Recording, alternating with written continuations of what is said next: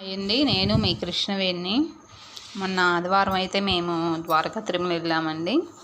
ఉదయం 6:30కు బయలుదేరాము. అక్కడికి వెళ్ళేసరికి తిరుమల వెళ్ళేసరికి 1:30 అయింది.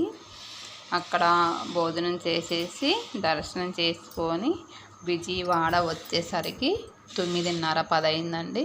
ఇంకెందుకులే ఇంకా నైట్ పూట రావడం అని చెప్పేసి మళ్ళీ తర్వాత విజయవాడ గుడికి వెళ్ళామండి. అక్కడ నైట్ నిద్ర చేసి ఉదయాన్నే ఫ్రెష్గా 4:30 5ంటికల్లా స్నానం చేసి దర్శనానికి వెళ్ళాము.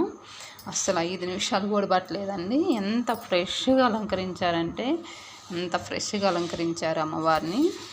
కానీ చూస్తే మాత్రం ఆ టైంలోనే చూడాలి. కానీ ఎవరెవరు వెళ్ళారు మీరు అని అనుకుంటారు కదా.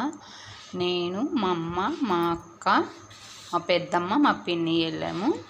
అక్కడ వీడియోలు అయితే తీయలేదండి. సెల్ అయితే నాకు బాగాలేదు కదా.